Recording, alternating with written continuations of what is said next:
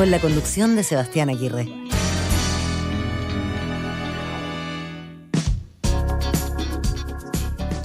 ¿Qué tal? ¿Cómo están? Bienvenidos a Reunión de Pauta. Estamos listos para tomar la posta del análisis de las noticias de esta semana, no solo del día de hoy, aquí en la 100.5, después de Pauta Final.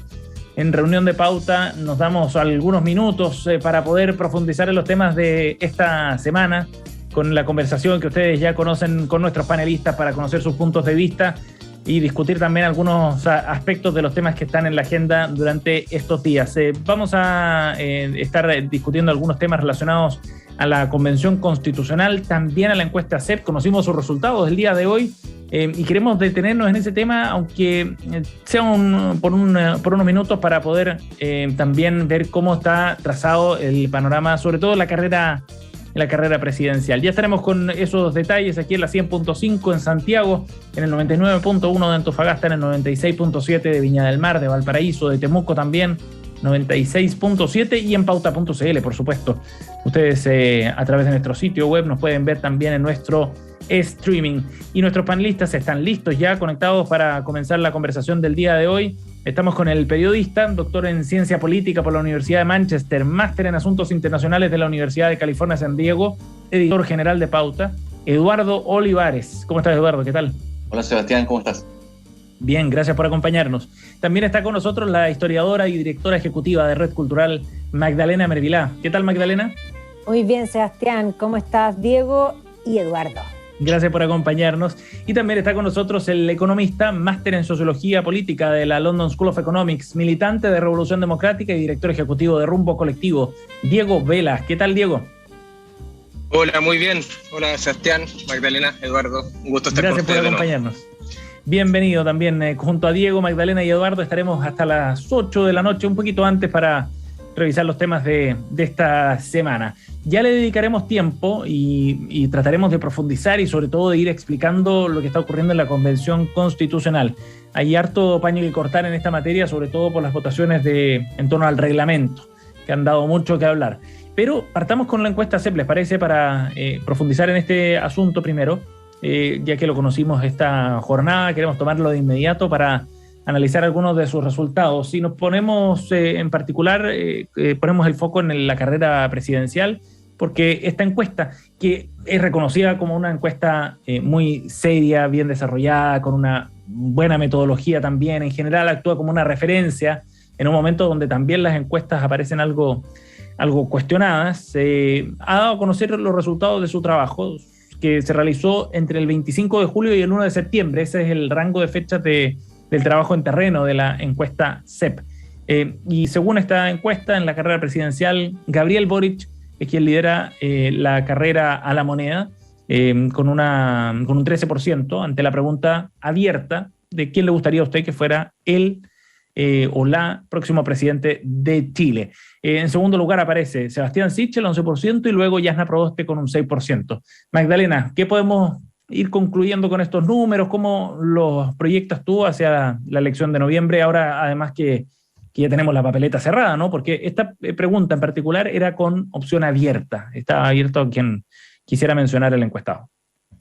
Sí, bueno, a ver, claramente, primero hay que decir que nadie tiene una mayoría tan grande, por lo tanto, igual, aunque esto marca una tendencia, yo diría que, como dicen por ahí los dados, no están echados.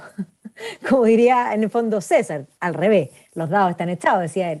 Pero en este caso, yo diría que los dados no están echados, y sobre todo porque hemos visto varias otras encuestas que se contrastan. Y hoy día yo diría que más que saber si le van a chuntar o no, están en jaque las encuestas, porque en las últimas no le han achuntado casi nada.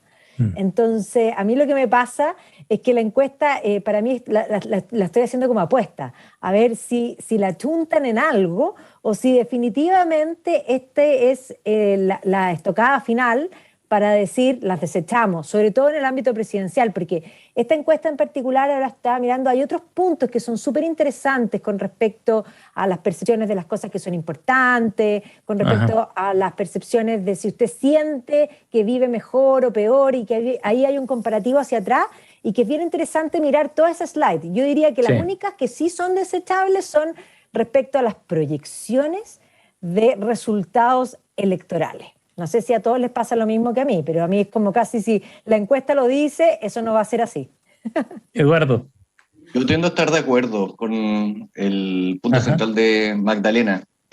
Pero, a ver, primero, esto es una encuesta seria. O sea, es una encuesta que está hecha de manera muy profesional, cara a cara, física, con miles de entrevistas y en todo Chile. Por lo tanto, la encuesta está bien hecha. Sí. ¿Qué sucede? Y esto no es culpa de la metodología de la encuesta. ¿Qué sucede? Que cuando nos dicen Gabriel Boric 13%, Sichel 11% y Yanna Proboste me parece que era 6%. Lo que nos está diciendo, si consideramos el margen de error y consideramos una serie de supuestos que deberían ser aquellos que rijan una buena encuesta, nos indican que en el primer lugar están empatados Boric y Sichel. Y en el segundo lugar están empatados Sichel y Proboste. O sea, hay que mirarlo así. Pero habiendo dicho eso, hay que ir al dato más interesante de las encuestas presidenciales, que es quién cree usted que va a ser el presidente, ¿cierto? Y solamente como datito, esta misma encuesta, justo antes de las elecciones de 2017, mostraban que el 60% de la población creía que el próximo presidente de Chile iba a ser Sebastián Piñera. 60%. Tenemos la misma altura. Y solamente tenemos que hay un porcentaje que es del 25% que sostiene que es Boric quien será presidente de Chile. Esa pregunta, ¿quién cree usted que va a ser el presidente?, suele ser un mejor predictor de quién podría ser el presidente que aquella que marca una preferencia personal. Y hoy día, con esos porcentajes, es imposible decir o asegurar cualquiera de las candidaturas que vaya a convertirse en el siguiente presidente de Chile. Sí, buen punto también, ¿no? Sobre la proyección que se puede hacer a partir de estos números. Diego, ya te vemos además en el streaming. Disculpe, está en movimiento, ya instalado. Sí, o sea, yo comparto la opinión. Yo creo que la encuesta CEP, a diferencia de la Academia u otras, es más rigurosa en cuanto a su metodología en el fondo y análisis estadístico, pero también, o sea, nosotros mismos, como desde el Frente Amplio, tuvimos la experiencia con Beatriz Sánchez, que también a veces no mide bien los termómetros, sobre todo en un contexto de voto voluntario que es muy complejo y un escenario súper líquido donde la situación va cambiando semana a semana. Sí. Con Beatriz Sánchez decían que era imposible pasar la segunda vuelta. Me acuerdo que sacaron un titular también con la segunda o también con la ayuda de algunos medios, como el 6%, algo así, y finalmente estuvimos a casi un margen de error de pasar a la segunda vuelta, en el fondo, contra Sebastián Piñera. Y hoy día yo creo que igual las encuestas muestran algo. Yo comparto también con Magdalena que es interesante ver también ahí las variables como de las preocupaciones de las personas que ponen seguridad y delincuencia como primer punto que vuelve a tomar fuerza, y yo creo que es un tema que no podemos olvidarnos. Pensiones se mantiene siempre, junto a salud como algo fundamental y que yo creo que son los desafíos que tenemos que abordar de mediano plazo, en el fondo. O sea, hemos estado en la discusión contingente del 10%, pero justamente evidencia el problema más estructural que tenemos. Y respecto a la presidencial, yo creo que muestra algo. O sea, si las encuestas muestran algo de información, no es que uno las tiene que desechar, muestra algo, y yo creo que muestra que vamos avanzando bien desde el lado de Gabriel Boric, que vamos avanzando bien, pero queda mucha carrera por correr. Estas encuestas no, a veces juegan para algunos intereses también en algunos casos, y también es muy complejo de tomarlos como verdad. Entonces, bien recibida yo creo, pero el foco está en las personas, está en salir a convencer y en seguir trabajando, yo creo, en profundizar las propuestas que le estamos planteando a Chile.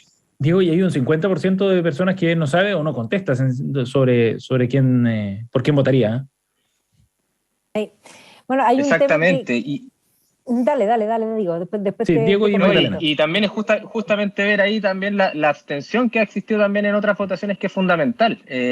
Y yo creo que ahí hay un déficit, y muestra un poco la crisis hoy día que tenemos del sistema político, donde muchas veces el voto no está mostrándose como la gran herramienta de cambio que realmente debería ser. Yo creo que con la votación del apruebo o después de los convencionales aumentaron las tasas de participación, sobre todo los más jóvenes, las personas más jóvenes, porque confiaron en que a través del voto se podía generar un cambio, y hoy día yo creo que hay mucho foco puesto en la convención de que realmente permita cambiar la vida de las personas para que más personas puedan votar y utilizar esa herramienta, y también intentar de convencer a ese público que puede dar vuelta a cualquier elección. Y yo creo que un poco en la primaria de Apruebo Dignidad se vio, pero también en la de Chile Vamos, que justamente la última semana, yo creo que esos votantes indecisos fueron los definitorios para poder cambiar también el resultado electoral.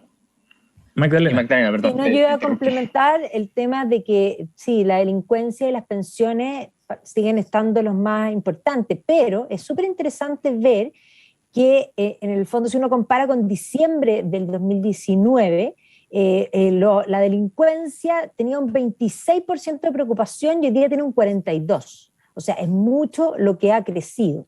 Por otra parte, pensiones, que sigue siendo importante, antes se consideraba un 64%, que le daban 64 de importancia y ahora es 41. Por lo tanto, ahí podríamos decir, bajó el termómetro. No sé si están más preocupados de sacar los retiros que de las pensiones, y por lo tanto esa preocupación, con tal de tener el retiro, pasó para la cola, digámoslo así, pero aunque sigue alto, también ha bajado muchísimo. O sea, estamos hablando de 20 puntos. O sea, y después lo otro está como relativamente con movimiento, pero no una cosa mayor. Pero es bien interesante ver que aunque siguen siendo las cosas más importantes, la baja es considerable. Sí, pero yo lo estoy comparando con un termómetro cuando el país estaba con fiebre, en diciembre de 2019. Entonces, no sé si es la mejor manera de medir la temperatura y compararla con eso. Es cierto. Bueno, hablemos también del trabajo de la Convención Constitucional, podemos vincularlo con la evaluación que se hace también dentro de la misma encuesta del trabajo de la Constitución, cuando se pregunta por la Convención a nivel institucional, ¿no? Y se pregunta por la confianza que tiene la ciudadanía en distintas instituciones, carabineros, universidades, que aparece también como primera vez mencionado, el Congreso, etcétera. Un 24% dice que confía en la Convención Constitucional. Luego hay otras preguntas también sobre el trabajo que está haciendo y las proyecciones que tiene la gente, la ciudadanía, respecto al trabajo de la Convención. 49% cree que probablemente ayude a resolver los problemas del país y un 61% prefiere que los convencionales privilegien los acuerdos. Algunos rasgos antes de entrar al tema del trabajo mismo de la Convención de esta semana. ¿Cómo interpretas tú estos números, Eduardo? ¿Qué crees que está pasando en la forma en la que la ciudadanía ve el trabajo de la Convención hasta ahora? Sinceramente, creo que no hay ninguna noticia en esos resultados. ¿Por qué? Porque son esas percepciones que indican que un cuarto de la población está teniendo un poco de confianza en la Convención. Parece conversar bastante bien con lo que han mostrado encuestas previas, más allá de las opiniones técnicas que uno pueda tener acerca de aquellos otros sondeos. Y en relación con la idea de que se llegue a acuerdos, más que a imponer visiones propias, nuevamente conversa con la percepción que habitualmente tienen los chilenos en este tipo de ejercicios de encuestas. Entonces, la verdad, no me sorprende en absoluto esos resultados que tú acabas de decir, Sebastián. ¿Diego? Sí, o sea, como relevar, yo creo, en cuanto a esos resultados, de que es una de las pocas instituciones políticas, se puede decir, que todavía tienen algo de credibilidad, y eso yo creo que es la importancia también de cuidarla, sobre todo cuando entendemos la importancia de las instituciones para realizar los cambios profundos estructurales dentro del país. Hoy día, a diferencia del Congreso o del gobierno, la Convención sigue manteniendo en el fondo un nivel de confianza o credibilidad con la ciudadanía que es súper importante, yo creo, de cuidar, sobre todo pensando en el largo plazo del país, en el fondo. Eso yo creo que es súper relevante. Y respecto hay algunas preguntas que yo creo que son poco lógicas, en el fondo, como preguntan si es que queremos llegar a acuerdo o no llegar a acuerdo en la Convención, pero plantear los desacuerdos, eso. Yo creo que es evidente que todos queremos llegar a acuerdo y que esto avance. El tema ahí es cómo vamos a dirimir cuando no tengamos su acuerdo, y ahí yo creo que hay un tema más de fondo, que es la democracia finalmente, y es como esta tensión que se ha generado con la derecha, de entender que hoy día, cuando no estemos de acuerdo en ciertas posiciones, que muchas vamos a estar, y así se vio en la votación de ayer, que eran amplias mayorías que se aprobaron, de que resolvamos las cosas democráticamente con personas que tienen en un órgano representativo, en el fondo, y que la minoría va a ser una minoría, que no quiere decir que uno pase por encima de ella, sino que finalmente uno construye mayorías, y en este caso mayorías de 2/3, para poder llegar a los acuerdos, y que eso es parte de la democracia, en el fondo. No superar esta lógica que nos acostumbramos un poco en Chile, de que había una minoría que era la dueña de saber si es que no se está de acuerdo, no se puede avanzar. Hoy día creo que es interesante este nuevo escenario que se está generando de una mayor representatividad, quizás, y de entender la democracia como el camino para sancionar esas diferencias que pueden existir. Y eso nos acerca más al tema de la votación de ayer, precisamente. Magdalena. Sí, bueno, ahí a mí me llama la atención, y contrastando un poco también con la encuesta, esto cuando dicen que privilegian los acuerdos, un 61%, eso tiene que ver con precisamente el asunto de los 2/3, porque los 2/3 obliga a llegar a grandes acuerdos para poder tener en el fondo esa cantidad. Y por lo tanto es divertido porque eso es lo que quiere la ciudadanía, sin embargo lo que le quiere la convención es que no hayan 2/3. Entonces, pareciera ser que la convención en gran medida y ha ido perdiendo también el apoyo porque en muy poco tiempo ha demostrado tener los mismos vicios y rápidamente han aprendido que tiene el Parlamento. O sea, está claro que el Congreso tiene unos parlamentos, o sea, tiene unos vicios importantes y la convención se ha ido poniendo al día demasiado rápidamente y con grandes escándalos incorporados. Y el hecho de ayer es súper importante porque cuando uno va a jugar un partido de fútbol, uno sabe cuáles son las reglas, ¿ya? Y no puede venir el contendor y decir, ¿sabes qué? Yo quiero jugar con 6. No, ¿y sabes qué? Yo quiero poner 15. Pero no, pero si juegan 11 por lado. No, pero es que yo tengo otros que los quiero incorporar y quiero que jueguen y por lo tanto van a jugar. Y eso es lo que está pasando en la convención. 2/3 era el acuerdo. Ellos están ahí por ese acuerdo. Si no pueden estar ahí. Y ellos por ese acuerdo están recibiendo el sueldo. Claro. Por lo tanto, ellos no tienen el poder cuando dicen, somos el poder constituyente. Dicen, no. El poder constituyente los tienen los que los pusieron ahí. ¿Pero quiénes son ellos? Ellos. Los convencionales, pues. Todos los convencionales. No. El grupo radical, un grupo muy radical, que yo los llamaría los jacobinos dentro de la convención, y esos jacobinos, que son poquitos, pero siempre en todas las historias han sido poquitos, terminan roncando fuerte porque son capaces de imponerse, y eso es lo que está pasando. Para agregar un poco de contexto, antes de darle la palabra a Eduardo y a Diego, lo que dice el artículo 133 de la Constitución del día de hoy, que da y posibilita el trabajo de la Convención, es que la Convención debe aprobar las normas y el reglamento de votación de las mismas por un quórum de 2/3 de sus miembros en ejercicio. Y ahí lo que se resuelve es que se podría aprobar por mayoría simple este punto dentro del reglamento, el artículo que hace referencia a los 2/3.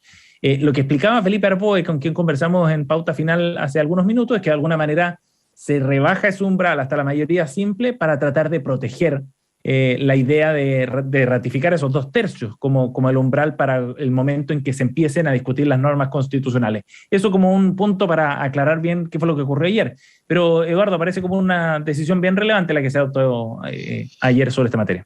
A ver, este es un asunto súper complejo y yo sé que a veces un buen titular puede generar también algunas lecturas, me parece raras. Hay, grosso modo, 3 grupos hoy día, como se ha planteado, ¿verdad?, en la convención, para este tema por lo menos. El primer grupo, el grupo de Vamos por Chile, o sea, la derecha. El grupo Vamos por Chile plantea la idea de que se vote una indicación que diga que se tenga que votar, que se tenga que aprobar por 2/3, la idea de que luego las siguientes normas en la Constitución se voten por 2/3. Una especie como, parece una cosa medio tautológica, pero tenía sentido más bien político. Lo que buscaba, por un lado, aquello, vamos a pensar de buena fe, era requete contra asegurarse de que las normas en el futuro se tienen que aprobar por 2/3, de alguna manera confirmando lo que dice la Constitución hoy día. Ese era, si queremos leer esto de buena fe, el punto técnico que quería hacer la derecha. El punto político era también reflejar que hay diferencias en las izquierdas. Y lo logró. Porque en las izquierdas, centro-izquierda e izquierda, hay una diferencia en esto. Está la izquierda radical, que Magdalena denomina los jacobinos, que de hecho no creen en los 2/3 tampoco. No creen en ello, quisieran eliminarlo, derogarlo, aplastarlo, le echan la culpa al famoso acuerdo del 15N, cuyo candidato presidencial firmó, lo cual me parece interesante, o al menos de una de esa izquierda, el candidato presidencial de ellos, del Partido Comunista, firmó ese acuerdo, pero bien. Y finalmente está la centro-izquierda, y vamos a decir la izquierda del Frente Amplio, que son los que plantearon ayer que no se estaba jugando con esa indicación de la derecha la vida respecto a los 2/3, y de una manera más bien estratégica, ellos mismos parecieran que estar de acuerdo con la derecha, al menos en el fin, pero no en los medios. Eso es, grosso modo, lo que está sucediendo en la convención. Diego. Sí, o sea, yo quería partir diciendo que yo, a diferencia de lo que ha planteado la derecha, no veo nada malo y creo que es positivo que se discuta el tema de los 2/3 dentro de la convención. Yo creo que la convención nos ha mostrado una capacidad reflexiva, dialogante, a ratos con algunos errores, pero yo diría por sobre todo aciertos en cómo avanzar, y no hay nada malo en poder discutir eso, y que también si es que la convención se pusiese de acuerdo y quisiera modificar los 2/3, al menos yo lo que he escuchado a la mayoría de los convencionales, se entiende que esto tendría que ser una reforma constitucional hecha por el Parlamento, no por la Convención Constitucional, pero primero la convención tiene que fijar una postura al respecto.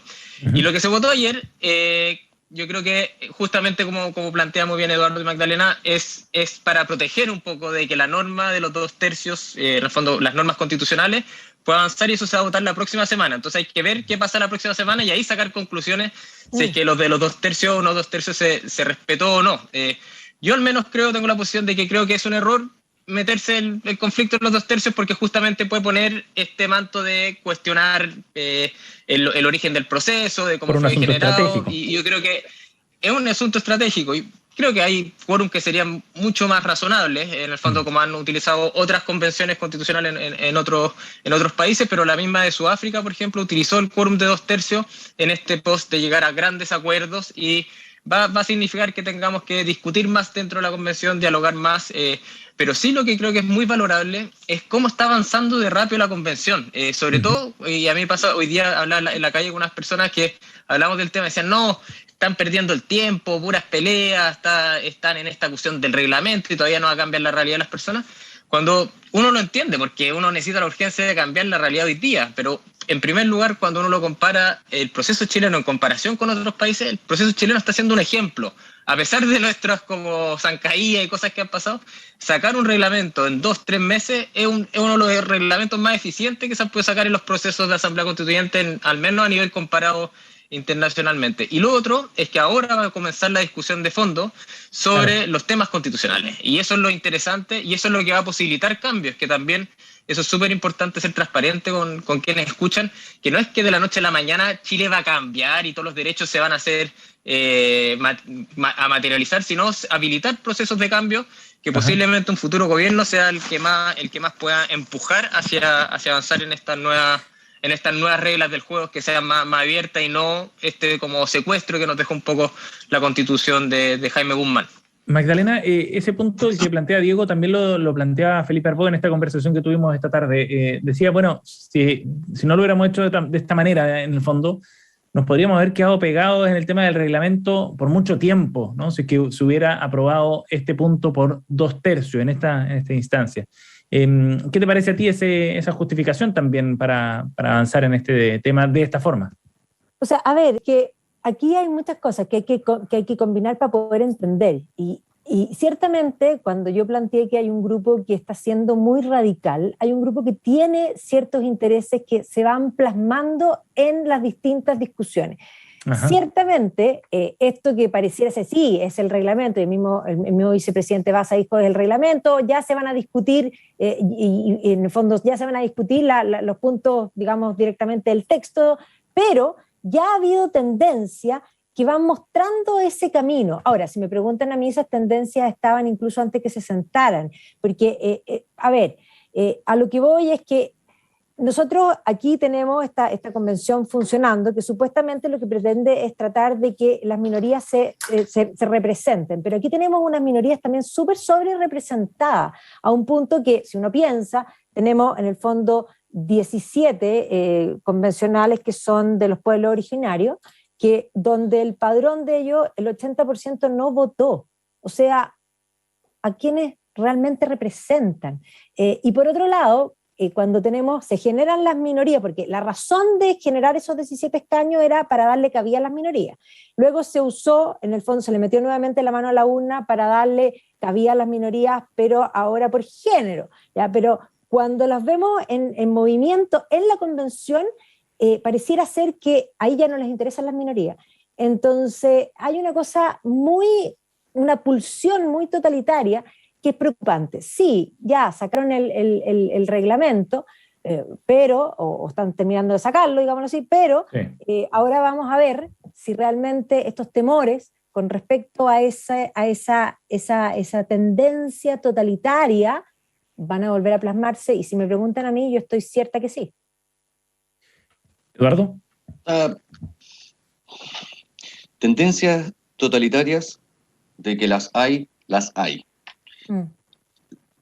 Pero las ha habido siempre, y las ha habido desde distintos sectores, de distintos rincones. Segundo, plantear que la convención no es representativa es un juicio que naturalmente se puede hacer, si no lo niego a priori, pero lo que yo más bien plantearía es que no existe un órgano de representación que sea perfecto.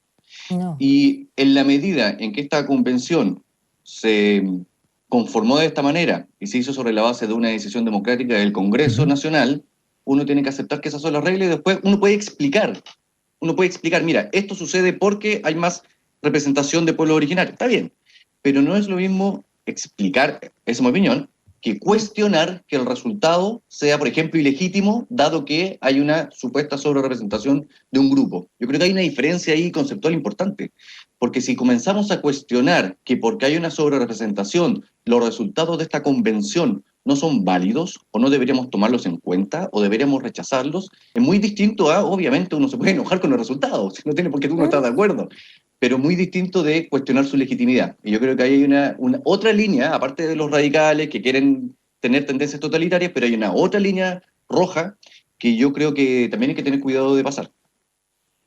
Diego. Sí, o sea que en primer lugar sobre lo del totalitario, yo creo que es algo que es preocupante en cualquier sociedad democrática y siempre hay que actuar como para frenar esos totalitarismos, vengan de donde venga. Y eso hay que denunciarlo. Es un principio de quienes nos creemos demócratas de avanzar en esa línea, y ya sea en Chile o también en el extranjero, pero para mí no es para nada totalitario y se aleja demasiado lo que pasó ayer respecto a totalitarismo. Y ahí estoy viendo las votaciones de ayer. Por ejemplo, ayer se votó en general los distintos reglamentos. Ahora la próxima semana se van a discutir en particular, en el fondo, artículo por artículo. El reglamento general se aprobó por 145 votos a favor, 6 en contra. Después el de ética, 103 a favor, 28 en contra. Participación, 125 a favor, 17 en contra. Después, ¿cuál me falta? El de Comisión de Derechos Humanos, 103 a favor, 23 en contra. O sea, entonces superaron los 2/3 y eso no es totalitarismo. En el fondo es utilizar la democracia con grande acuerdo, es súper exigente los 2/3 para poder avanzar en estas materias. Y ahí también muy de acuerdo con Eduardo en el sentido de que el tener cuotas de pueblos originarios es para corregir discriminaciones y falta de representatividad que han tenido en el espacio público, sobre todo en el espacio público, es para compensar poder, en este caso a los pueblos originarios, o en el caso de la paridad, para nivelar en cuanto a género, que justamente siempre había una sobrerepresentación de los hombres, y lo que terminó pasando en resultados, por ejemplo, en el caso de la paridad, es que ni siquiera, o sea, la corrección jugó en contra de las mujeres al final, porque cuando se mostró que si es que a las mujeres se les da el espacio, y mujeres competitivas, porque muchos partidos lo que hacen es que para cumplir con las cuotas ponen personas más simbólicamente, pero en el fondo, como ahora la cuota era en resultado, no solamente en las listas a presentar, finalmente la corrección fue más hombres, o sea, mujeres que tuvieron que darle su cupo a hombres. Y eso sería positivo por corregir posiblemente en futuras leyes, si es que el Parlamento llega a ser así.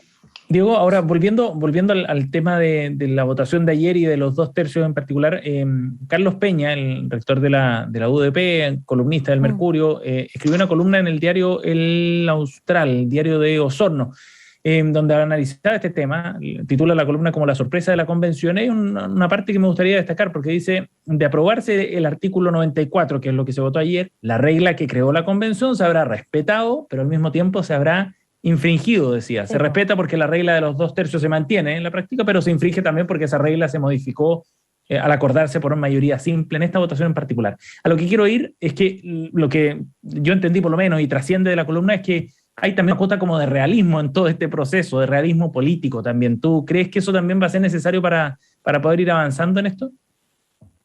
Sí, y yo creo que es súper irónico, en el fondo, o sea, como dual lo que pasó ayer también en ese sentido, como para poder asegurar los 2/3, lo más seguro era votar en mayoría simple, porque no es seguro lo de los 2/3, y hay que ver qué va a pasar la próxima semana, ver si es que algunos de los dos lados va a querer intentar de impugnar esto, pero jugando en contra de justamente lo que están buscando defender, y ahí yo creo que también eso es importante entender. Yo creo que es fundamental el Estado de Derecho, en el fondo, si nos ponemos reglas hay que respetarlas, pero también en ciertos momentos hay que tener cierto nivel de realismo en cuanto a la realidad que está viendo el país, ver cómo podemos modificar esas cosas de buena forma, institucionalmente, para proceder en eso, y hasta el momento no se ha incumplido en nada. O sea, todos los acuerdos que se llegaron ayer eran sobre 2/3, y también hay importante aclarar que la Constitución actual hace mención solamente del reglamento de votación, no del reglamento de participación, de comisión, del reglamento en general, es netamente los artículos que hagan referencia a la forma de votar. Eduardo. Eso sería como el principio Valladares. ¿Cuál es ese principio? A ver, explícame, Eduardo. El principio de la relatora del Tribunal Electoral. Sí, por la que se remangó las mangas. El principio consiste en vamos a respetar las reglas, pero no vamos a respetar todo así hasta el margen último, porque si no esto va a ser un fracaso. El principio de Valladares consiste en respetemos las reglas, pero tengamos un cierto margen de acción. Eso es lo que tú planteas, de hecho, Sebastián. Magdalena. Sí, no, yo solamente quería agregar un poco de lo que dijo Diego respecto a las mujeres. A mí me pasa que yo soy súper contraria a las cuotas, porque considero que las cuotas consideran de partida que las mujeres somos menos y menos elegibles que los hombres. Y esto es lo que demuestra, en el fondo, tiene una posición inicial de considerar menos a las mujeres, por eso necesitan ayuda, porque son niñetas. ¿Ya? De hecho, a mí me llamaron y yo dije, me llamaron porque soy niñeta y los dejé empapelados. A mí nadie me llama porque soy niñeta. A mí alguien me tiene que llamar porque yo tengo una valía, que puedo ser un aporte, pero por ser mujer a mí me ofende. Entonces, ¿qué es lo que pasa? Que esto demuestra que efectivamente las mujeres pueden ser tan válidas como los hombres, pero a mí la cuota me parece que es lo más, primero, ofensivo, porque parte de la base es que nosotros somos menos. Y como somos menos, nos tienen que ayudar. Oye, pero podríamos estar hablando por una convencional ahora. ¿Viste? Me ofrecieron de todo, pero a todos les dije que no, es que yo no soy política, pues Eduardo, a mí me gusta opinar aquí nomás, y eso ya es mucho en mi vida. Yo hasta hace 2 años atrás estaba hablando de historia, literatura y filosofía, y no de política. Bueno, solo para cerrar el tema, la próxima semana viene la votación ya en detalle ahí de estos reglamentos. Veremos qué es lo que ocurre. Seguro que nos dará otros temas de análisis la próxima semana la Convención Constitucional. Estamos en reunión de pauta con Magdalena Mervilá, Eduardo Olivares y Diego Vela, y nos vamos a ir a la pausa. Pero si ustedes quieren entender toda esta discusión y también el trasfondo desde una perspectiva jurídica de lo que está ocurriendo en la convención, los invitamos a que este jueves 16 de septiembre a partir de las 17 horas vean en la señal 2 de pauta.cl nuestro nuevo programa Derecho a la Convención. Este espacio está dedicado precisamente a esto, al análisis jurídico del trabajo que está desarrollando la Convención Constitucional, muy didáctico para poder entender bien cómo está trabajando la convención. Nos vamos al corte y volvemos de inmediato en vivo, 7:32.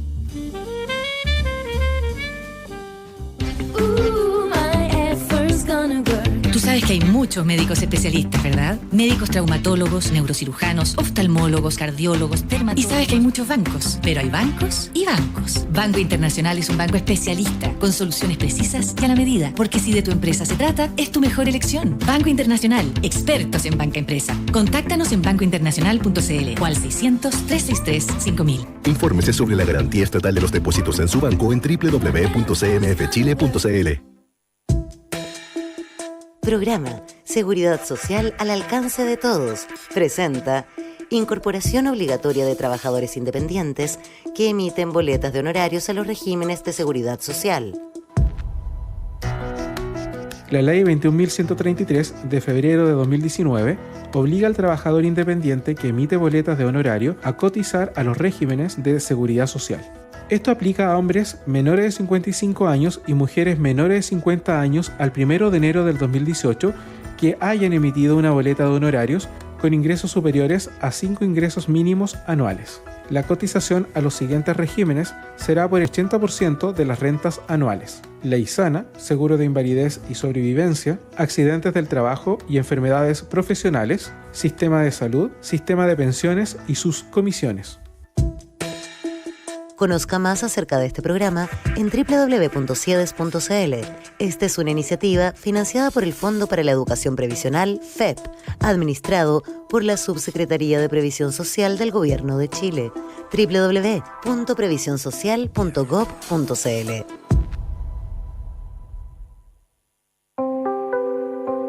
Aerocardal, la empresa de aviación privada más grande y segura de Chile. Desde hace 30 años volando al servicio del transporte ejecutivo, charter y traslados aeromédicos en Chile y en todo el resto del continente americano.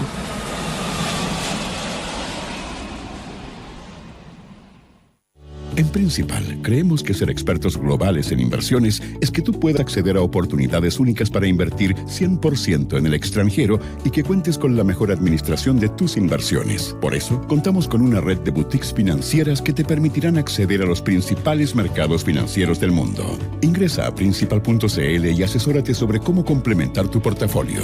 Principal, tu principal inversión, eres tú. La rentabilidad es fluctuante, por lo que nada garantiza que las rentabilidades pasadas se mantengan en el futuro. Todas las tardes, de lunes a viernes a las 8 p.m., Christian Warnken nos invita a pasear con él y con sus invitados en su jardín. Media hora de conversaciones y reflexiones.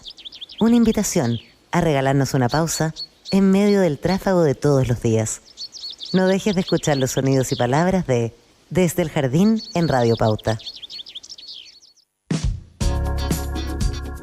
Actualidad, conversación y análisis con punto de vista. Estás en Reunión de Pauta.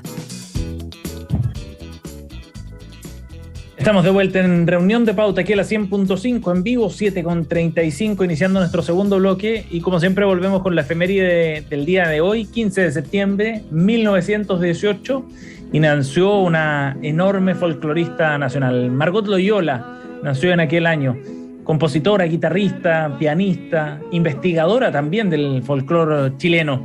Junto con Violeta Parra y con Gabriela Pizarro, es considerada como una de las 3 investigadoras esenciales del folclore de Chile. Obtuvo, de hecho, el Premio Nacional de Artes Musicales en Chile en el año 1994. Nosotros queríamos recordarla también en la efeméride del día de hoy, aquí en Reunión de Pauta, cuando se recuerda el natalicio de Margot Loyola, un 15 de septiembre de 1918. Fue bien linda la historia entre ella y Violeta Parra, porque ¿Ah, sí? Margot Loyola ya era conocida, ya tenía todo un nombre en los círculos más altos, cuando apareció Violeta Parra, disruptiva, y contrario a lo que uno podría pensar de que hubiese nacido una rivalidad, fue Margot Loyola quien impulsó el conocimiento de Violeta Parra. No sabía. Y no deben ser muchos, además, los investigadores o las investigadoras en esta área, menos en esa época. Bonito trabajo entonces el que hizo además Margot Loyola, lo sumamos a la biografía de la folclorista a la que recordamos el día de hoy. Estamos junto a Eduardo Olivares, Diego Vela y Magdalena Mervilá aquí en Reunión de Pauta, y vamos a nuestra sección de las noticias coladas, la propuesta y la pauta que arman nuestros panelistas. Ya que estábamos hablando del trabajo de la convención, partamos con la noticia de Diego, ¿les parece? Quien quiere hablar sobre el tuit del presidente Sebastián Piñera, el mensaje, quería decir, que escribió este martes y que generó harta polémica, porque lo que dijo el presidente fue básicamente que los padres tienen el deber y el derecho preferente de formar y educar a sus hijos. Y esto surgió a partir de un debate que se dio en una de las comisiones en el trabajo de la convención. Pero generó polémica, Diego, la intervención del presidente en redes sociales. Sí, absolutamente, y por eso es bueno que no pase colada, porque yo creo que el debate sobre la libertad de enseñanza es fundamental y es muy importante poder asegurar en la nueva Constitución ese derecho, pero entendiendo de que también tenemos que priorizar el derecho a la educación, que es algo que estamos al debe como país cuando uno lo compara a nivel internacional, y la importancia de la educación pública en ese rol. Pero lo que dijo el presidente es realmente insidioso, o mentira, o está desinformado. Es decir, una mayoría de constituyentes, al no reconocer este derecho a los padres, está debilitando gravemente a la familia. Eso es realmente falso. Todavía no empieza la discusión de fondo.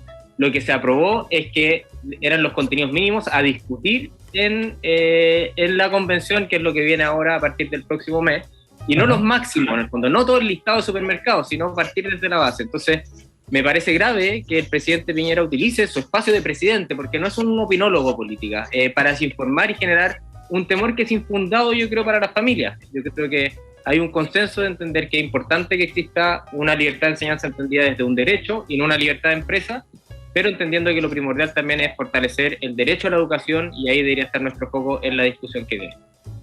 Magdalena también planteó este tema hace algunos días. Sí, bueno, es que es un tema muy importante porque muchas veces se olvida de que los primeros educadores y los únicos educadores son los padres, y que lo único que existe es la autoeducación, porque por más que tú pongas y garantizado el derecho, puedes tener a todos en el colegio pasando los 14 años, y si alguien no quiere aprender, no aprende. Y eso es súper importante porque la gente piensa y confunde la asistencia a un lugar y tener en el fondo el procedimiento con realmente una instrucción, o más bien con un enriquecimiento personal. Y eso no es así.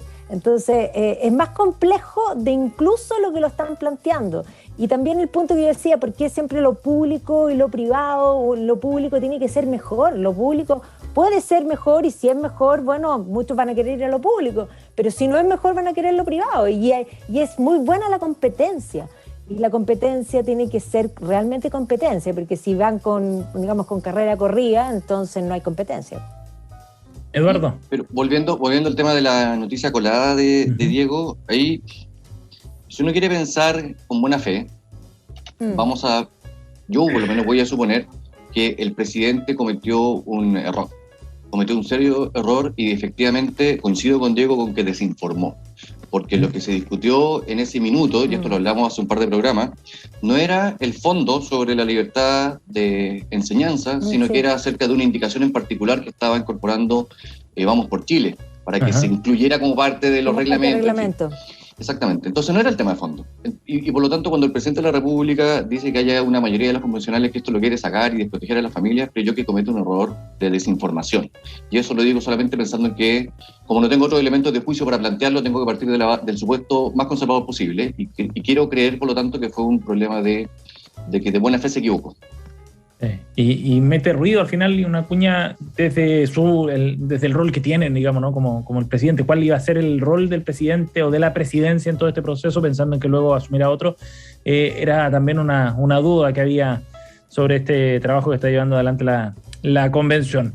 Bueno, vamos a otro tema vinculado también a la convención. Eduardo Olivares nos invita a hablar de un estudio de CIPER que plantea que hay una guerrilla digital contra la Convención Constitucional. Todo esto en base a lo que ocurrió en redes sociales, Eduardo, en estas 10 semanas de trabajo. Cuéntanos. A ver, en 2 ocasiones, la presidenta de la Convención Constitucional, Elisa Loncón, ha citado un par de estudios que justamente aparecen después publicados en CIPER. Y en ambos casos afirman que hay una suerte de concertación de bots o de personas en Twitter que de una manera organizada, sistemática y estructurada están realizando ataques relevantes contra la Convención Constitucional.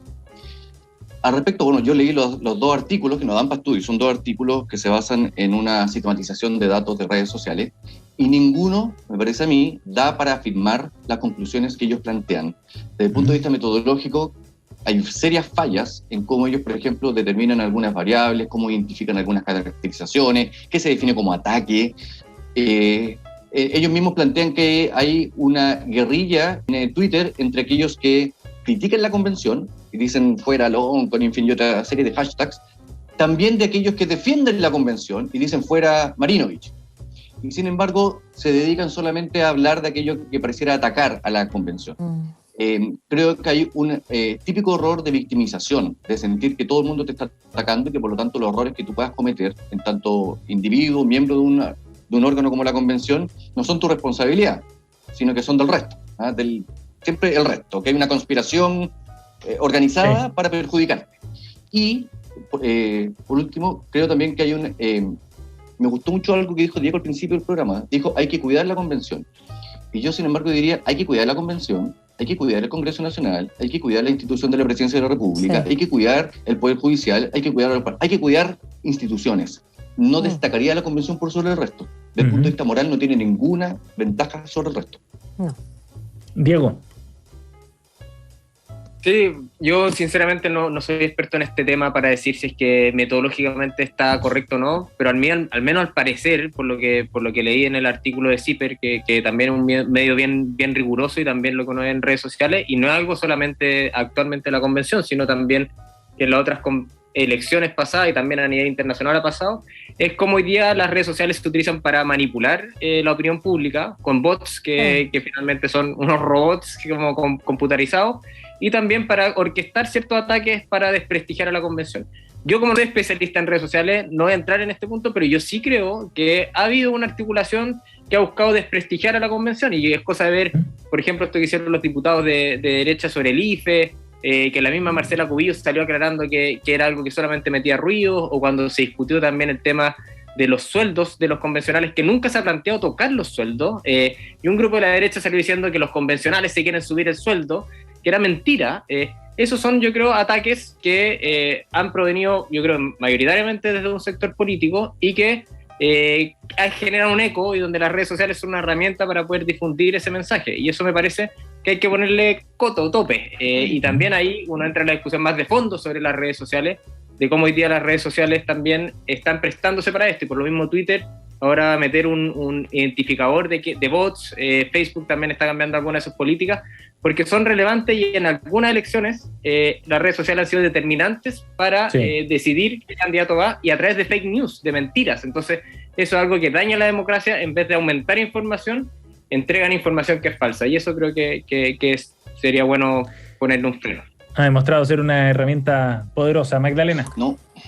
Sí, es súper complejo, porque siempre una cosa es que los medios, y aquí no solamente las redes sociales, han jugado un doble rol, un rol que es informar y otro rol que es crear también realidad, y eso ha sido siempre. O sea, si uno, incluso cuando estudia historia del periodismo, te vaya a la historia de las gazettes, para la época de la Revolución Francesa, y sin duda tuvieron una injerencia importante, y ahí podríamos decir el equivalente a lo que estamos mencionando así como más coloquial, los memes, eran las caricaturas que efectivamente circulaban así como panfletos, y eso también generaba creaba más bien opinión pública, porque eso es lo que buscaba. O sea, desde plantear que María Antonieta era una prostituta, y las caricaturas, ustedes se mueren las caricaturas de la Revolución Francesa de María Antonieta, porque la pornografía es poco al lado, o sea, son pornográficas, tal igual. Entonces, ahí uno se da cuenta que esto ha existido absolutamente siempre. Y ahí viene el punto. Hay ciertas cosas también que dan cierto material, y aquí hay algo claro, no hay una campaña, creo yo, contra la convención. La convención se ha hecho la cama bastante solita. Como digo yo, todas las semanas da jugo, así como puede tener algunas cosas buenas, de pronto hay puntos que son tan malos que aparecen y que evidentemente son insoslayable, imposible que alguien no tome una postura, o más bien el no tomar una postura, y eso yo creo que le hizo muy mal también a la convención. El caso de Rojas Bay, por ejemplo, cuando la mesa, en vez de tomar una postura, dice no somos dioses. O sea, perdón, me estás molestando, o sea, no puedes decir eso, tú eres la autoridad. Tú como autoridad, más allá que te caiga bien, tienes que decir esto está muy mal y vamos a tomar medidas. Eso es lo que tú tienes que decir, como una persona decente. Cualquier persona decente que está en una pega y mete la pata, tiene que ir y decirle a su jefe, pongo mi cargo a tu disposición. Eso es de decencia, y eso es lo que le ha faltado a la convención. Entonces es como que da, voy a decirlo en buen chileno, es como mapahue, porque da mucho material tal y cual. Entonces, más allá de que haya o no, hay posturas políticas, y evidentemente aquí unos sacan ventaja, otros tratan de defenderse, pero no podemos decir que no se han equivocado en grandes cosas. Y por eso yo dije al principio, en 2 meses han aprendido, y yo diría que incluso superado en los males de los otros. Y cuando dicen no se suben el sueldo, a ver, momento, si yo gano 10 y yo tengo que pagarme mi teléfono y mi empleador me paga el teléfono, ¿acaso no gano más? Las asignaciones también son parte, independiente de que uno las use para otras cosas. Sabemos perfectamente cómo se manejan esas cosas, así que de algún modo es un modo de subirse el sueldo. Diego quería agregar algo muy corto. Sí, dos cosas pequeñas. Uno, sobre las asignaciones, están establecidas para ítems muy específicos, y son traslado, hotel, o sea, hay personas de regiones, y cuando uno compara los montos con el Parlamento es más del doble de lo que se está gastando, y ahí han habido malos usos. Ya cuando nos metemos en un ministerio es mucho más. Pero también la democracia cuesta plata, o sea, es necesario que tengan equipos para poder funcionar, para poder trabajar. Tenemos convencionales que no tenían celular, que eran personas que no vienen de una realidad privilegiada. Entonces, cuando uno no provee recursos para asegurar condiciones mínimas de trabajo, que en este caso hablamos de que puedan tener 1 o 2 asesores, de que puedan tener un lugar donde dormir cuando vengan a Santiago o cuando vayan a regiones, estamos hablando de asegurar condiciones mínimas para asegurar esto. En ningún caso un sueldo. El sueldo es 2,5 millones establecido por ley, eso no se puede cambiar. Eso era como acotarlo rápido. Y otro que creo... también la convención corrigió su actuar respecto a Rodrigo Rojas, que eso creo también es importante. Yo comparto la visión y eso creo que después se actuó súper bien. Eduardo, ¿querías decir algo? Sí, que el punto del famoso alza de sueldo, yo no estoy de acuerdo con Magdalena, yo creo que no fue alza de ingresos, pero independientemente de lo que yo crea, es como una cosa es como lo que uno piensa y otra cosa es cómo se ve. Y se vio de esa manera, y las personas que igual pagan de su sueldo el traslado, el celular. Esto no lo van a entender. Hay un trabajo de pedagogía importante, que quizá haya un poquito tarde para explicarlo, Diego. Vamos al último tema de las noticias coladas. Antes que se nos vaya el tiempo, Magdalena Mervilá nos invita a hablar de lo que ha informado la Agencia Estatal de Noticias Xinhua. China va a intensificar sus esfuerzos de vigilancia para promover que Internet sea civilizado y promueva valores socialistas. ¿Qué pasos está dando China, Magdalena? Bueno, los esperados, porque China tengamos claro que la gente dice, ay, si China es capitalista. Bueno, una cosa es que sea un capitalismo de Estado, pero es tremendamente comunista y estatista y totalitaria. ¿Qué es un totalitarismo? Porque cuando la gente dice, en el fondo no ha habido pulsiones totalitarias, y ahí hay que definir, porque totalitarismo implica que sea un Estado que controla todo. Y por lo tanto, cuando yo digo hay pensiones totalitarias, implica hacer crecer el rol del Estado más allá de lo que le compete. O sea, desde ya al Estado no le compete, desde ya, meterse en la cama de las personas. Y en muchas historias, en muchas cosas reales, sí lo hizo. Porque si uno piensa cuando existían ideas genéticas para establecer una ideología, sí se metía en la cama a las personas. Entonces, el Estado hay cosas donde no se debe meter. Y aquí, básicamente, lo que se está haciendo, se está atentando contra, podríamos decir, la libertad digamos, de expresión, por supuesto, pero además con algo que también se parece a lo que estamos viendo en muchos aspectos también acá, porque dice, en el fondo, una posición clara contra el nihilismo histórico. Cualquier intento de cuestionar el liderazgo del Partido Comunista Chino y su inevitabilidad de la sociedad china, en el fondo, va a ser cuestionado, porque ellos quieren proponer valores morales, y por lo tanto hay cosas que van a caber y cosas que no van a caber. Esto es como los amigos y los enemigos del pueblo, ¿ya? Esto es como los negacionistas, es la misma cuestión. Entonces, se van a crear mecanismos del Estado, donde se va a crear una oficina que es para desacreditación de rumores, la verdad establecida, ¿ya? Y por lo tanto aquí tenemos el Ministerio de la Verdad. Quien controla el pasado controla el presente, y es precisamente lo mismo. O sea, esas son las pulsiones totalitarias. Sí. El totalitarismo solo surge cuando el Estado crece más allá de lo que le compete. Y no es la primera señal que hace en esa línea. Nos quedan 30 segundos para el comentario de Eduardo, otros 30 para Diego, antes de ir a la última sección. Eduardo.